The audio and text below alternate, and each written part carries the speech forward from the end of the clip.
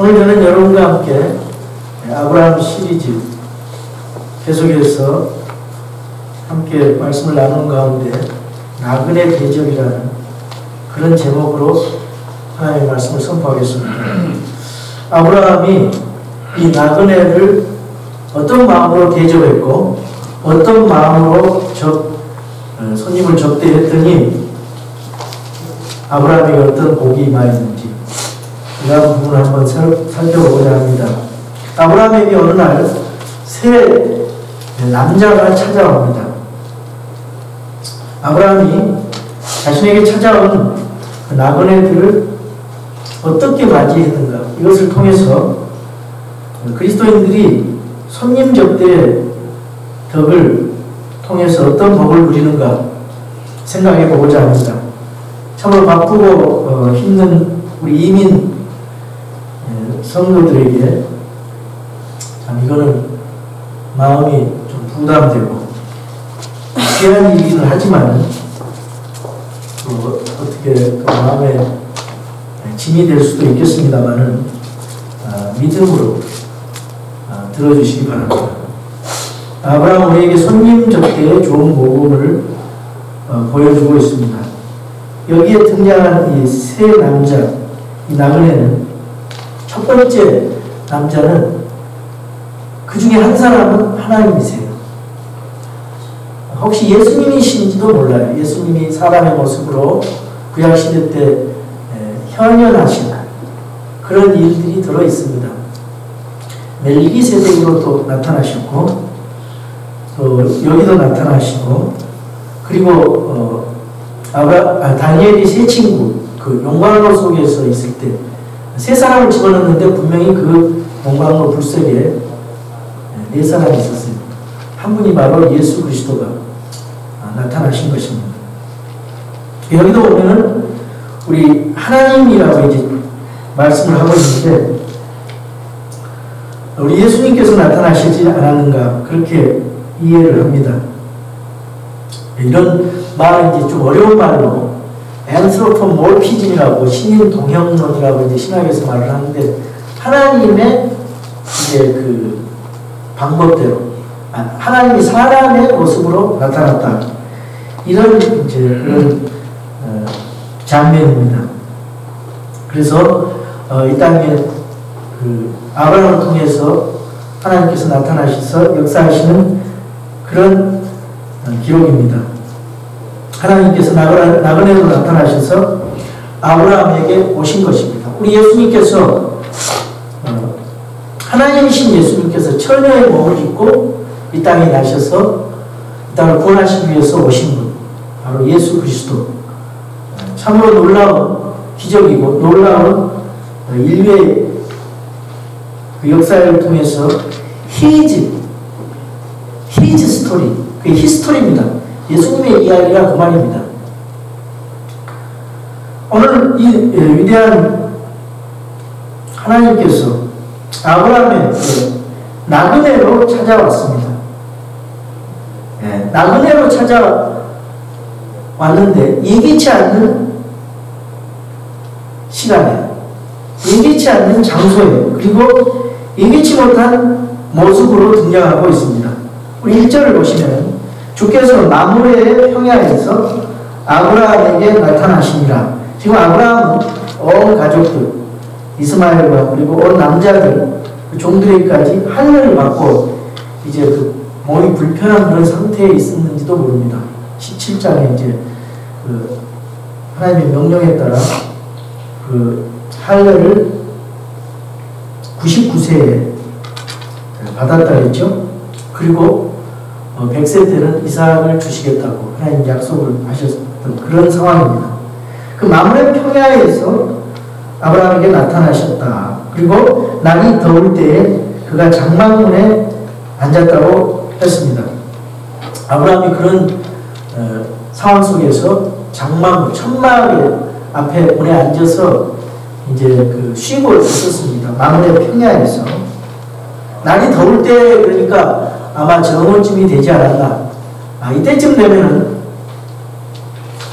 그 참 손님을 반기기 어려운 시간입니다. 왜냐하면은 사막 지대의 그런 삶은 그 시간은 점심을 먹거나 아니면은 잠을 자는 그런 시간입니다. 왜? 하도 덥기 때문에 낮잠을 잡니다.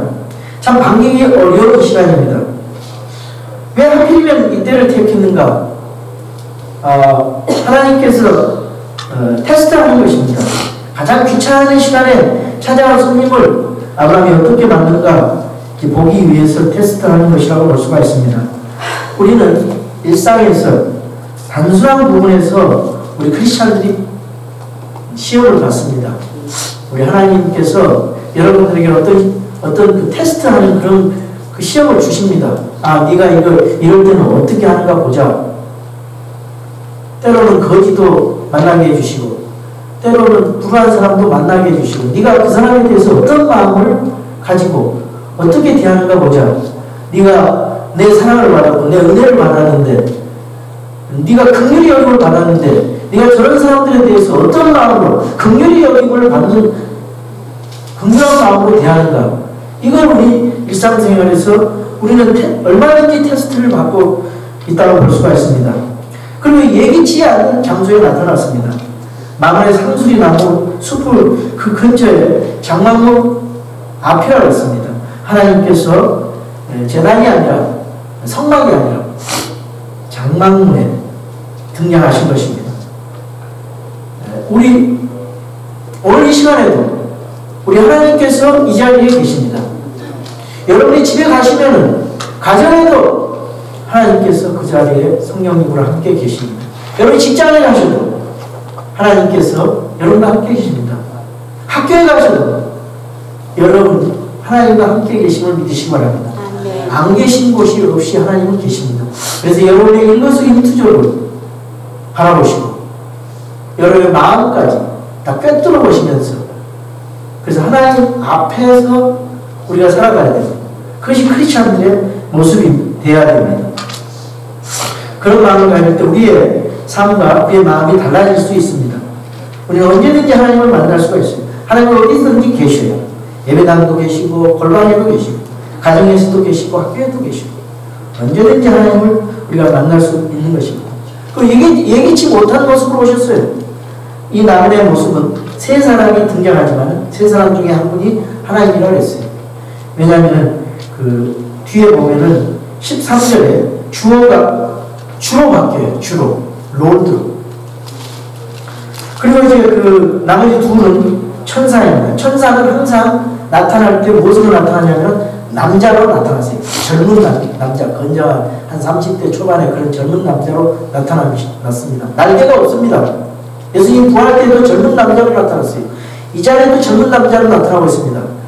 창세기 19장에 1절에도 소돔 고모라에 젊은 남자로 천사가 나타나요.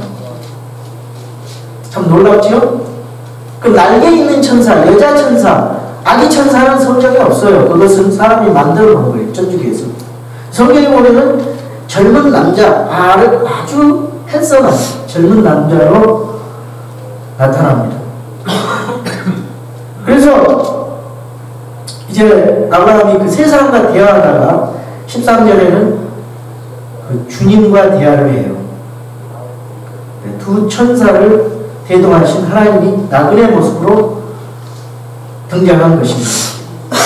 주님은 꿈이나 환상으로 나타나셨어요. 부자실 때.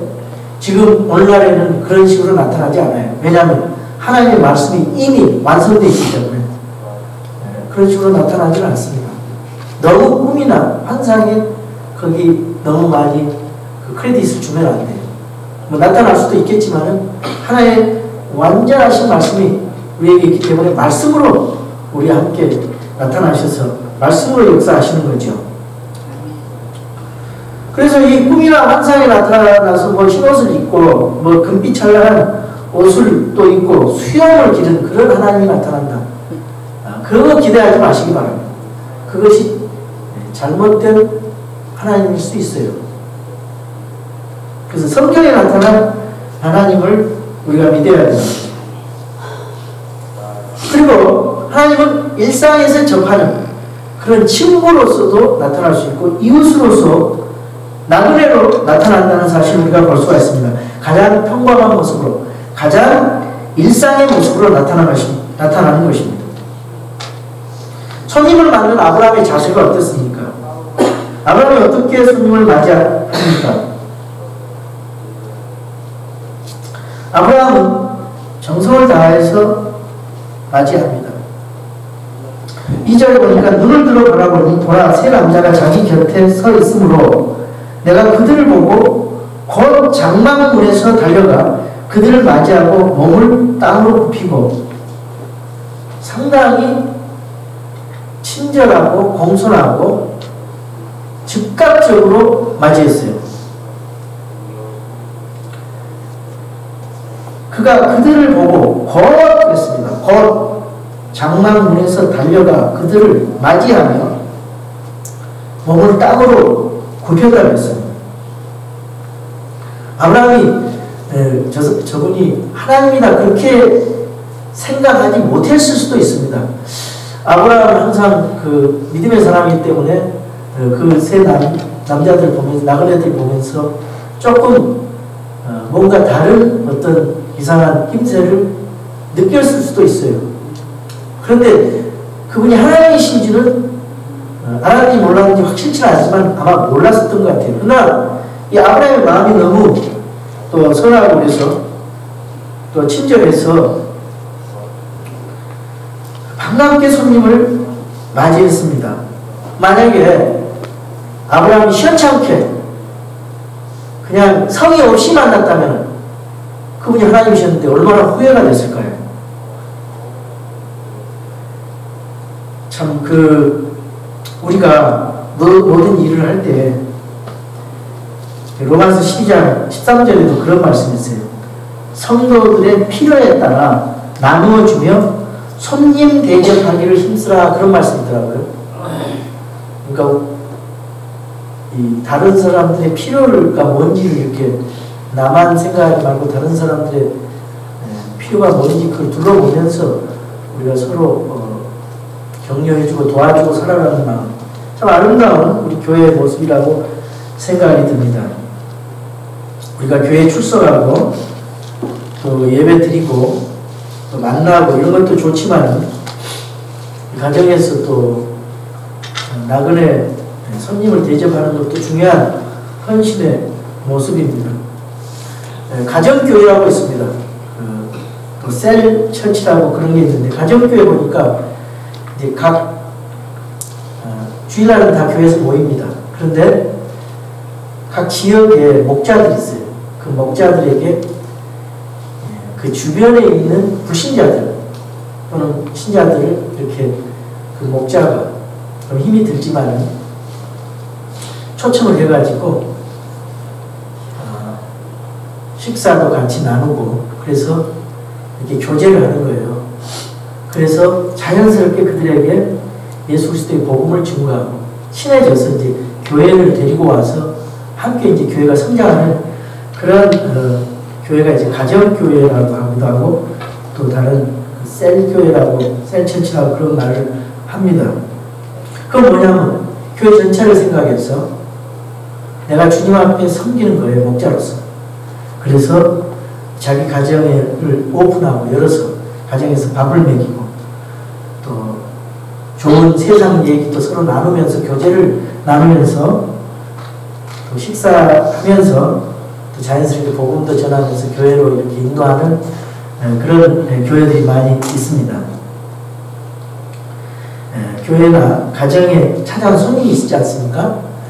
그런 사람들 열심히 접대하는 것도 헌신의 모습입니다. 헌신의 마음입니다. 교회 손님이 오면은 다 성도들이 함께 접대하는 것, 반갑게 하는 것, 그리고 가정에도 손님이 오면은 반갑게 하고 친절히 모시는 것이 참 좋은 복 있는 마음입니다.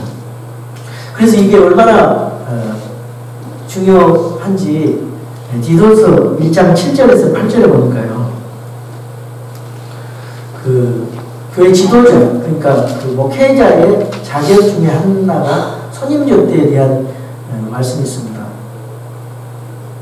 거기 보니까 감독은 하나님의 청지기로서 결코 책망 받을 것이 없어야 하느니라. 이렇게 디도서 1장 7절에 말씀이 그렇게 되어 있어요. 그는 자기 뜻대로 하지 아니하며 쉽게 화내지 아니하며 자기를 수에 내주지 아니하며 구타하지 아니하며 더러운 이익에 기뻐하지 아니하며 8절 오직 손님 대접하기를 좋아하며 선한 사람들을 사랑하며 맑은 정신을 가지고 있으며 정의로우며 거룩하며 절제하며 이런 말씀이 있는데 여기 손님 접대하기를 좋아한다 그런 말씀이 있어요.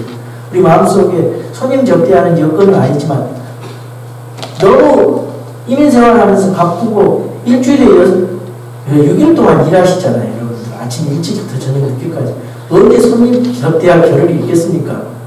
여러분 그거 안 하셔도 됩니다. 그러나 마음에 손님을 접대하는 그런 그 친절한 마음을 가지고 계시면 그게 복이 되는 거예요. 여러분 형편대로 하는 것이지 무리하게 해가지고 병나면 다음날 일 못 하시잖아요. 여러분 이거 부담 갖지 마시고 그런 마음을 열어두시라고 하는 거예요. 제가 옛날에 우리 형님 목사님이 참 목회를 하시니까 시골에서 사람들이 올라오면 형님 목사님 집으로 다 모여들더라고요. 시골에서 잡을 찾기 위해서 올라갈 때 70년대, 60년대 말인데 잡을 찾기 위해서 시골에서 올라오면 갈 데가 없으니까 그래서 뭐 몇 주씩 몇 달씩 형님 집에서 있다가 이제 잡을 잡으면은 또 여건이 되는 거예요. 그런 집이 한 50가구가 되더라고요. 우리 형수님하고 형님이 얼마나 힘들었겠어요. 근데 그걸 다 잘 해서 보내시더라고요. 근데 이제 목회를 하는 도중에 이제 또 사람들이 많이 오잖아요. 그러니까 이제 하도 사람이 많이 오고 우리 가족도 우리 형님네는 가족이 5이에요. 그 아이들이. 그리고 어머니 아버지 계시고 또 동생들이 또 시집 안 간 동생들이 한 저까지 3명 있었거든요. 대가족들이 있는데 손님들이 또 오잖아요. 그러면 많은 손님들이 있으니까 또 우리 그 사모님은 그냥 아무런 불편 없이 그걸 섬기더라고요. 그래서 그런 스트레스 때문에 나이 60에 암으로 돌아가셨는데 참 힘들게 그렇게 살다 가셨어요. 그때 60년, 70년 그때는 참 그 개척교회 하면서 의정부에서 너무 힘들었어요. 근데 우리 어머니, 아버지께서 이러시더라고요. 큰아들이기 때문에 형님이 어머니, 아버지 모신다라니까 어머니, 아버지가 눈치채고 손님도 많은데 목회를 하는데 너무 힘들 것 같으니까 작은 아들 집에 있겠다 해서 저희들이 이제 섬기다가 모시다가 미국 오게 되고 돌아가시게 됐는데 그런 이 손님 접대 어려움이 있습니다. 그래서 손님 접대가 이제 이 목회자 가정이 많으면 또 우리 성도들이 여유가 있으면은 교회 손님이 오면은 또 모시는 그런 방법도 있어요. 네, 그래서 그 영적 지도자 중에 그 자격 중에 하나가 손님 접대하는 것이 있어요. 왜 그 손님을 그 나그네 접대하라고 그랬냐 하면은 그 당시에는 쫓아다니면서 쫓겨다녀요. 핍박을 당하니까. 그 로마 그 내왕제 치하에서 쫓겨다니면서 성도들이 오늘은 이 성도 가서 카타콤 그 지하 그런 데서도 숨어서 예배를 드리고 교제를 하고 했잖아요. 그래서 집집마다 잡히면 로마 군인들한테 잡혀서 십자가를 못 박히고 화형당하니까 나그네를 대접하는 것이 굉장히 좋은 덕스러운 일이고 그것이 굉장히 강조가 되어 있어요. 그래서 그 상황도 있지만 이제 오늘날은 그런 것이 좀 덜하지만은 자, 그 영적 지도자의 자격 중에 그거 있었고 그래서 우리 교회의 지도자들 그리고 교사들 하나님 백성을 섬기는 그런 그 성도들은 영적 지도력을 갈망하는 그런 분들은 손님 접대의 자질을 가지고 있어야 돼요. 마음을 오픈하고 사람들을 이렇게 대접하는 그런 마음이 기본적으로 있어야 된다고 성경은 말씀을 하고 있습니다. 아브라함이 어떻게 나그네들을 맞이하는가 보니까 이 공손하고 친절하게 맞이해서 곧장 달려가서 이제 하는 모습을 2절에서 볼 수도 있고 3절에 이르되 내 주여 내가 이제 주의 눈앞에서 호의를 입었으면 원하건대 주의 종을 떠나 지나가지 마시고 간청을 합니다. 떠나가지 마시고 우리 집에 머무르소서. 원하건대 내가 물을 좀 가져오게 하소서. 또 당신들의 발을 씻고 나무 밑에서 씻어서 내가 물을 조금 가져와서 당신들의 발을 씻어주고, 예수님께서 제자들의 발을 섬기는 마음으로 씻어줬죠. 우리가 배워야 될 점입니다. 이 아브라함도 물을 갖다가 그분들의 발을 씻어주고 나무 밑에서 쉬라고 말씀을 합니다. 얼마나 친절하고 공손한 대접입니까? 이 섬기는 마음이 참 귀한 것입니다. 그리고 아브라함이 어떻게 대접을 했냐면 온 가족이 맞이했어요. 주인 아브라함이 앞장서서 대접할 뿐 아니라 이 아내 사라도 또 열심히 음식을 만들고, 그리고 젊은 종도 함께 음식을 만듭니다. 그래서 온 집안을 개방하고 손님을 대접하는 것은 가장 혼자 하는 것이 아니라 부부가 해야 되고 온 가족 식구들이 해야 되고 온 집안이 함께하는 헌신입니다. 사라와 종이 이제 말없이 순종하는 모습을 볼 수가 있고, 참 일사불란하게 일치하여서 헌신하는 모습을 볼 수가 있습니다. 여기 5절에 보니까 내가 빵 한 조각을 가져오리니 당신들은 내 마음을 편안하게 한 뒤에 지나가소서. 이럴 까닭에 당신들이 당신들의 종에게 오셨나이다 하네. 그들이 이르되 네가 말한 대로 그리하라.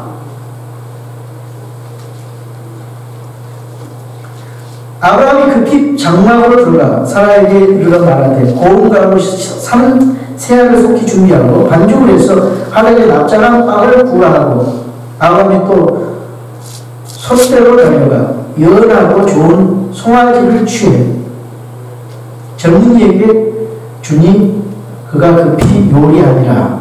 그가 버터 우유와 젊은이가 요리한 송아지를 가져다가 그들 앞에 차려놓고 나무 밑에 있던 그들 곁에 서매 그들이 먹으니라.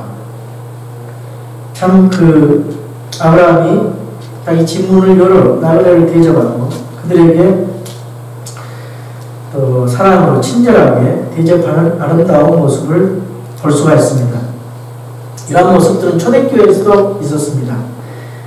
초대교회는 가정의 교회가 있었죠. 가정교회였습니다. 이 빌레몬도 보면 자기 집을 예배 처소로 내놓았어요. 보통 헌신이 아닙니다. 자기 집을 예배 처소로 내놓으려면 사생활의 제약을 받을 수 있어요. 그리고 또 신경이 쓰이지요. 그러나 하나님의 일을 위해서 희생하는 것입니다. 참 아름다운 마음입니다. 여러분이 지금 형편이 좋지 않습니까? 그럼 기도하시기 바랍니다. 형편이 좋아져서 하나님 저도 그런 섬김의 그런 분위기가 되게 해주세요. 그렇게 기도하시면 하나님께서 또 좋은 여건을 주시고 여의도 주실 것입니다. 또 아브라함이 어떤 식으로 섬겼냐면 마음을 다해서 섬기는 모습을 볼 수가 있어요. 마음으로부터 섬겼습니다. 의무적인 섬김이 아니고 다른 사람이 다 하니까 우리 집도 한 번은 대접해야지, 그런 계산적인 섬김이 아니라 그냥 기쁨으로 섬기는 것입니다. 주님을 섬기듯이 기쁨으로 섬겼어요. 5절에 보니까 내가 빵 한 조각을 가져오리니 당신들은 마음을 편안하게 한 뒤에 지나가소서 그랬습니다. 마음을 편안하게 유체적으로 대접하고 쉴 자리를 제공하는 것이 아니라 그들의 마음이 편안하게 해주고 싶었습니다. 아브라함은 자기 집에 온 손님을 바늘방석에 앉은 그렇게 마음이 불편하게 하고 싶지 않았어요.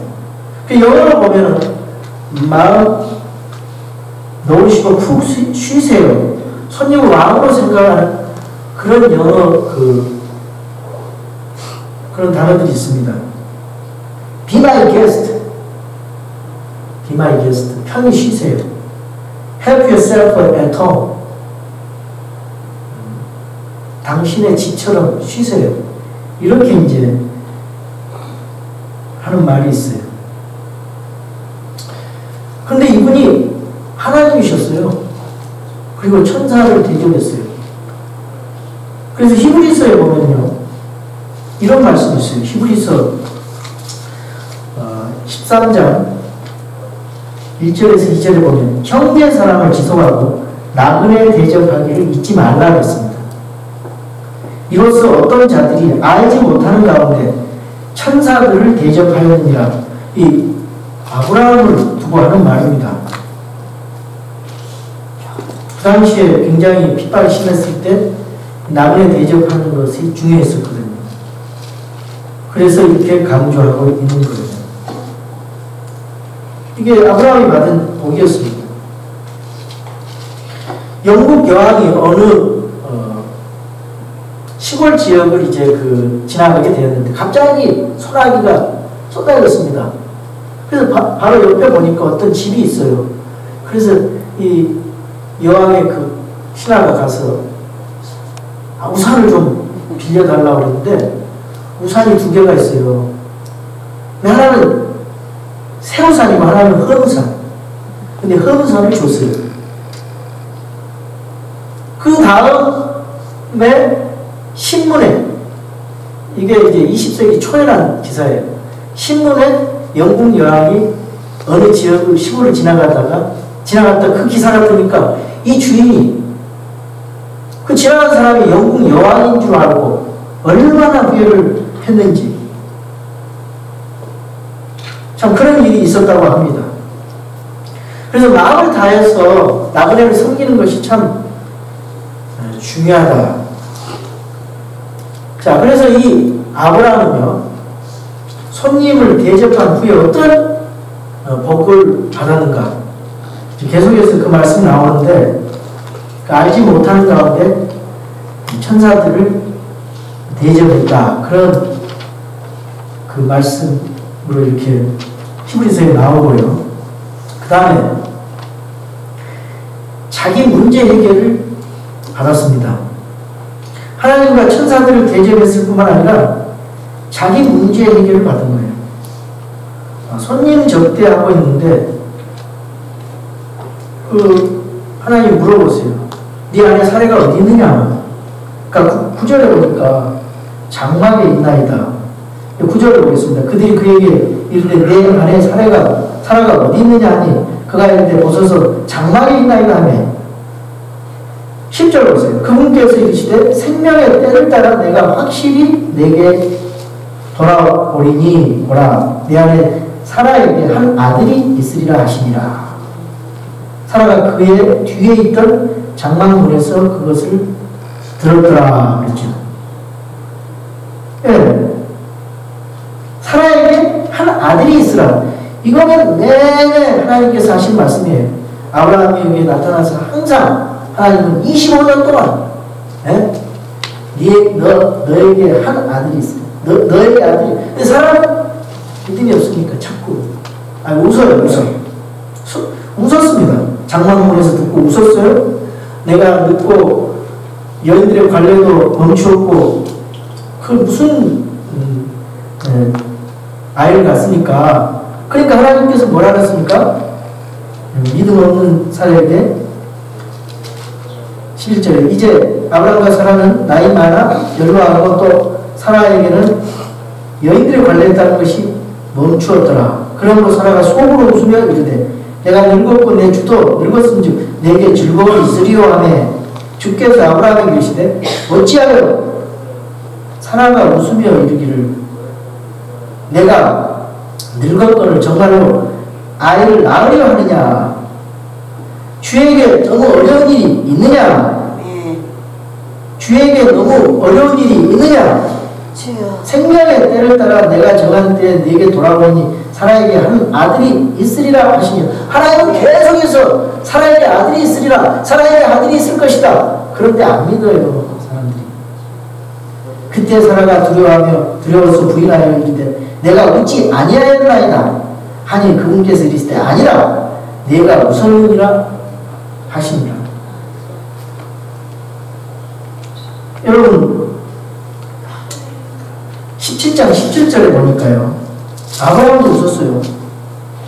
그때 아브라함의 얼굴을 대고 엎드려 웃으며 마음속으로 이르되 100세인 사람에게 아이가 태어날 수 있으리요 90세인 사라가 낳을 수 있으리요. 아브라함도 웃고 사라도 웃었습니다. 하나님 말씀을 믿지 않고 이거 있을 수 없는 일이에요. 웃었어요. 그래서 이삭이 낳았잖아요. 그 다음에 100살 때 이삭이 낳았어요. 근데 그 이삭 이름이 뜻이 무엇입니까? 웃음이라는 뜻이에요. 웃음. 우리 예린이가 이제 태어났잖아요. 지난 수요일날 참 기쁨이 되더라고요. 작년 우리 아들딸 태어날 때보다 내가 나이 들어서 이제 손녀를 보니까요 얼마나 기쁜지 몰라요. 이거는 경험하지 않은 사람 몰라요. 미안합니다. 그런데 이 아이가 나오니까 정말 기쁨이 생기고 웃음이 생기고 가정이 진짜 너무 기쁩니다. 여러분 웃으십시오. 가정에서 기쁨으로 웃으며 살으시기 바랍니다. 여기도 재밌어요. 하나님과 인간관계, 인간 사이에서 최초의 유머 논쟁이 여기 있습니다. 하나님이 참 재밌으세요. 하나님 나 안 웃었어요. 그러니까 네가 웃었다. 얼마나 우리 하나님은 친구처럼 정 있는 하나님인지 몰라요. 그런 하나님을 여러분 교제하시기 바랍니다.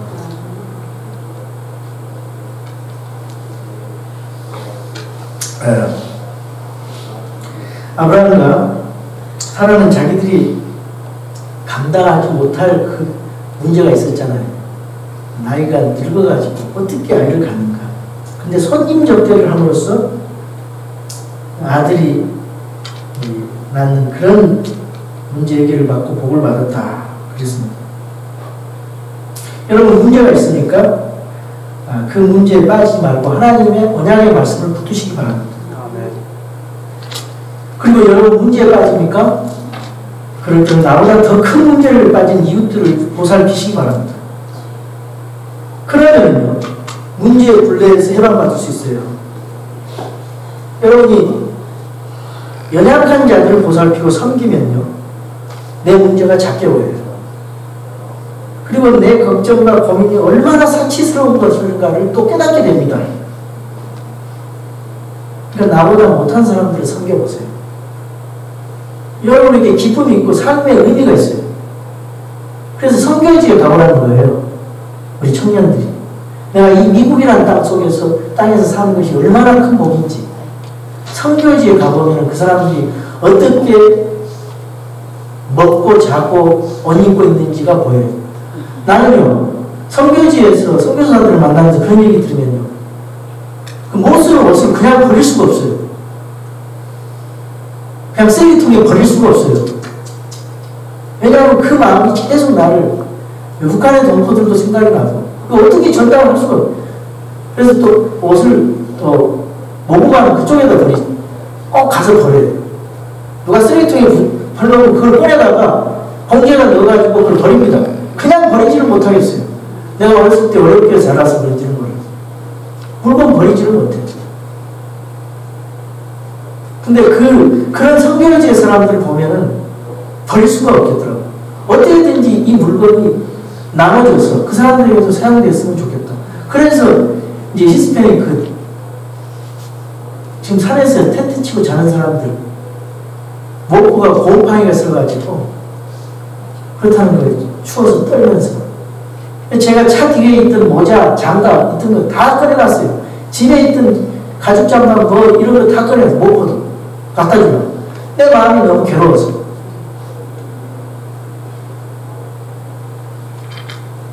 여러분 긍휼히 여김을 받으면 긍휼히 여기라 그랬습니다.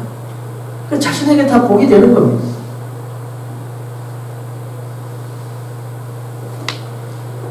그래서 우리가 하나님의 왕국과 그분의 의를 위한 삶을 살아갈 때 우리의 생각이 달라지는 거예요. 내 자신만으로 향하는 그런 생각들이 이제 성도의 믿음이 성장해지면요. 다른 사람을 보게 돼요. 항상 어린아이처럼 차일리시한 사람들은 자기만의 생각이에요. 자기를 프로텍트하고 자기를 어떻게든지 자기. 성숙한 사람은 다른 사람을 돌아본다 이 말이에요. 지체를. 여러분 목사가 되고 싶시오. 그걸 더욱더 느낍니다. 저는 여러분들이 슬픔과 기쁨을 제 슬픔과 기쁨으로 같이 생각이 들더라고요. 진짜 남의 집 아들이 잘 되면요. 진짜 기쁨이 있고 내 혈육 진짜 혈육하고 그 분이 그게 구분이 안 될 정도로 우리 성도들에게 그런 마음이 가요. 성도들이 아프면 내가 아픈 것처럼 느껴지고요. 성도들이 기쁘면은 내가 기뻐지고 눈물이 나오고 성도들 자식이 되면은 자식이 잘 되면 내가 기뻐요. 성도들이 잘못되면 내가 가슴이 아파요. 그래서 어떻게든지 성도들을 정말 목자로서 도와주기 위해서 기도가 더 나오고 도울 방법이 없는가 여기저기 쫓아다니고 여러분도 저와 똑같은 부족하지만 저와 똑같은 마음을 가져야 될 줄로 믿습니다.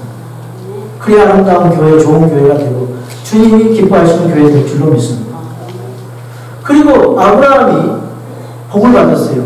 미래를 내다보는 안목을 갖게 됐어요. 하나님과 함께 일하는 동역자가 됐었다고 말입니다. 이건 정말 주목할 만한 축복입니다. 하나님이 아브라함에게 주신 그 놀라운 그 계시를 주셨어요. 16절, 17절 보시면요. 그 남자들은 거기서 일어나 소돔을 바라보고 아브라함은 그들을 배웅하러 그들과 함께 갔더라. 주께서 이르시되 내가 행하는 그 일을 아브라함에게 숨기리요 그랬어요. 우리 하나님께서는요. 하나님의 마음을 알고 하나님의 뜻을 아는 사람에게 이 하나님의 뜻을 계시하시는 것을 볼 수가 있어요. 내가 보건대 아브라함은 분명히 크고 강력한 민족이 되며 땅의 모든 민족들이 그 안에서 복을 받으리니 이는 내가 그를 알기 때문이라. 그가 자기 자녀들과 자기 뒤에 있을 자기 집안 사람들에게 명령할 터인즉 그들이 주의 길을 지켜 정의와 판단의 공의를 행하리니 이로써 주가 아브라함에 관하여 말하는 것을 친히 그에게 이루려 하시고 아브라함에 관하여 말하는 것을 친히 그에게 이루려 하시고 주께서 또 이르시되 소돔과 고모라에 대한 불이 친히 크고 그들의 죄가 심히 중하므로 내가 이제 내려가서 그들이 행한 바가 내게 있는 그곳의 부르심과 전적으로 같은지 살펴보고 그렇지 않은 것을 알리라 하시니라. 그 남자는 거기서 얼굴을 돌려 소돔을 향해 갔으나 아브라함은 여전히 주 앞에 서 있더라. 여러분 지금 무슨 말씀입니까? 이 나그네들이 소돔으로 향하고 있어요. 바야흐로 소돔을 향한 심판이 시작되는 것입니다. 아브라함이 이들 겸손히 배운하자 하나님께서 내가 행하는 그 일을 아브라함에게 숨기려 말씀하십니다. 이렇게 하나님의 마음을 알고 하나님을 섬기는 아브라함에게 하나님이 그 뜻을 알려주시고 함께 일하신다는 거예요. 소돔의 심판의 메시지를 들은 아브라함은 소돔으로 뛰어가고 그리고 중보 기도를 하게 되죠. 하나님과 통하는 아브라함, 하나님의 마음을 알아들인 아브라함, 이 아브라함에게 소돔의 심판에 대한 비밀, 그런 비밀스러운 뜻을 계시하시고 있습니다. 이제 주님은 아브라함을 친구로 생각하고 함께 일하십니다. 그래서 역대하 20장 7절에 보면 가나안 땅 그것을 말하면서 이 땅을 주의 친구 아브라함의 씨에게 영원히 주신 분으로 하나님을 소개하고 있습니다. 여러분 하나님의 경영에 참여해서 소돔 고모라의 심판과 재앙을 연기시키도록 하고 재앙을 내리는 일에 참여하기도 했습니다. 이 놀라운 특권이 어디에서 왔습니까? 아주 작은 일, 손님 접대로부터 온 것입니다. 여러분, 내 가족의 안전을 위해서, 또 다만 먹고 사는 문제를 위해서 여러분의 직무를 바꿔 살 것입니까? 아니면 복음의 영광을 위해서 집을 열어서 찬송과 기도와 이웃들을 위한 전도의 장소로 사용하기를 원하십니까? 그러기 위해서는 여러분들이 마음의 문을 여시기 바랍니다. 여러분 가정의 문을 여시기 바랍니다. 손님을 대접하고 복음 전파하기 위한 불신자 이웃들을 초청해서 또 지체들을 격려하는 구체적인 그런 헌신의 마음을 가지면은 우리 하나님께서 복을 주실 것입니다. 주님을 위해서 우리의 닫힌 마음을 열어야 하나님께서 여러분의 마음에 복을 주시고 또 유익이 될 것입니다. 이것이 참 성경 신자들에게 부족한 부분이기도 합니다.